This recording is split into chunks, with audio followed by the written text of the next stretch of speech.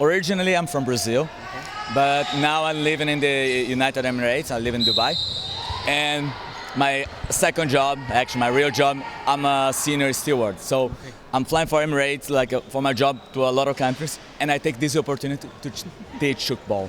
In the last 10 years, I would say I have been in 25 countries teaching football. Some of them they had football before, and I just came for some course. But in 12 of those, I was the first one to teach football then. And some of them are here today. Singapore, I was the first one to teach football there in 2002, 2003. Spain, I was the first one to teach there 1 year ago. And in UAE as well, I was there 4 years ago, since when we started. So for me, it's really nice to come here and see some of the countries that I helped to start, and now they have their national federation and their team taking part in a tournament. Really, especially thinking about Singapore, they're not just playing, they're actually winning. Yeah, no, I'm really impressed. I started there a couple of years ago, let's say the first time I went there 2003, 2004. And really, they are really strong now. Now I'm learning from them. I taught them, and now after me, they got more experience with the Taiwanese. They took part in a lot of tournaments. They did a wonderful job there. So now for me, it's time to learn from my students. And that's really good to see that it really is working very well today. Well, that was in 1993. One of the first guys who brought football to Brazil. He was living in Switzerland and playing in the team of Lausanne in the local league. So when he moved back to Brazil, he started to make some presentations. I was just 15 years old, and he made a presentation on the beach. I said, "Oh, you were quite good. Join me. We are starting to set up a diffusion team to make some presentation in school." And since then, I continued playing when I was in the university as well. And 12 years ago, I started working on a Brazilian airline. So that's when I started to promote in other countries as well.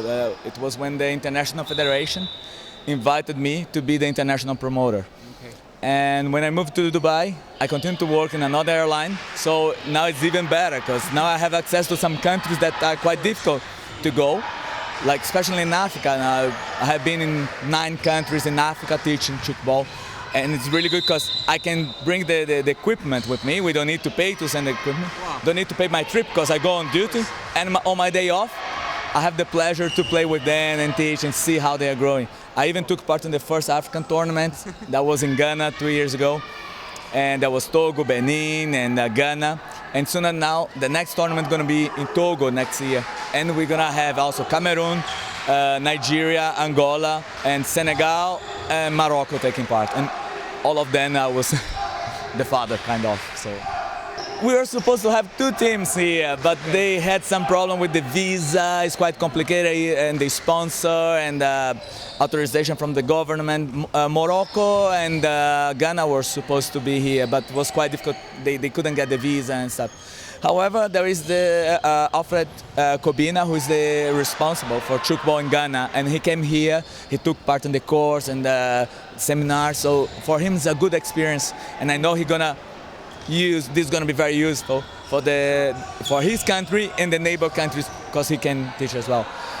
Hopefully in October, I will go to Togo to have a friendly match, Togo and Benin, and help them to develop more for training. So hopefully next international tournament, we're gonna have some new faces, some Africans in here as well. I saw a lot of new countries playing here and how they improve on those days. I think one of the best examples would be Spain, because they just started. I went to Spain twice now in March and then in April. And they just started, and now they are here and they are learning, they are improving. So I think this is very, very good for them, and it's really going to motivate them to continue and to grow there. Basically, we have 2 big schools. One would be the Swiss way of playing, and then you have the Taiwanese way. And also you have different a little bit, let's say, the British. Most of the countries in Asia, apart from UAE, India, and Pakistan, most of those, Hong Kong, Singapore, Macau, they are following the way of play as Taiwan, because they are learning from them. Here in Europe, you see all the countries growing and developing their skills in a different way. But by now, in my opinion, there's coming a new style that I really like, and it's really beautiful to see them playing.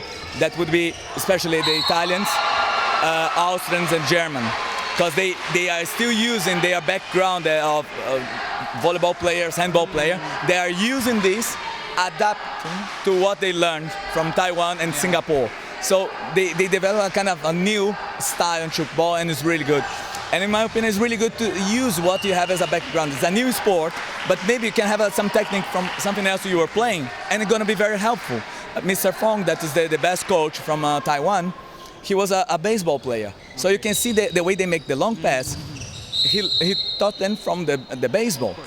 When I went to Pakistan, I went there twice, and I was helping them to prepare for a match against India. And I said, you know what, you guys play cricket, and you know how to spin the ball in a way that I cannot teach you guys.